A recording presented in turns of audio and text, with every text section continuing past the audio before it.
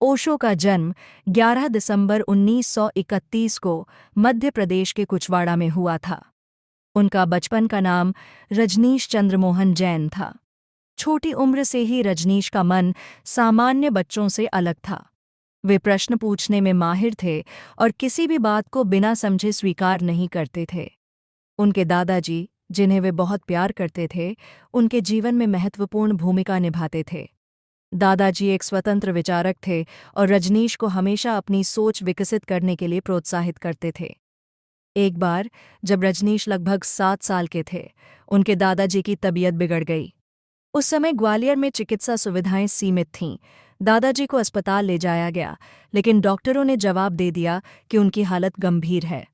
रजनीश अपने दादाजी के बहुत करीब थे और यह खबर उनके लिए गहरा आघात थी।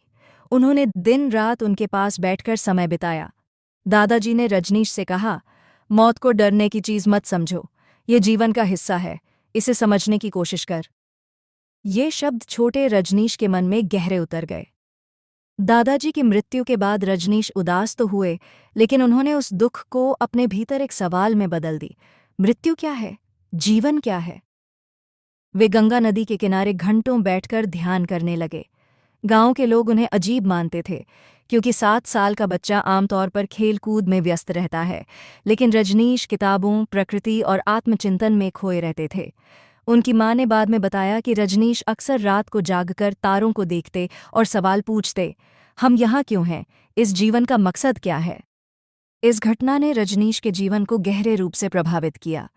उन्होंने मृत्यु को एक रहस्य के रूप में देखा, जिसे समझने के लिए उन्होंने अपने जीवन को समर्पित कर दिया। यही जिज्ञासा आगे चलकर उनके दर्शन का आधार बनी। ओशो का मानना था कि जीवन और मृत्यु एक ही सिक्के के 2 पहलू हैं और इन्हें स्वीकार करने से ही मनुष्य मुक्त हो सकता है। इस छोटी सी उम्र में हुई इस घटना ने उन्हें आध्यात्मिक पथ पर चलने की प्रेरणा दी। रजनीश की यह कहानी उनके जीवन की उस नींव को दर्शाती है, जो बाद में उनके लाखों अनुयायियों के लिए प्रेरणा बनी।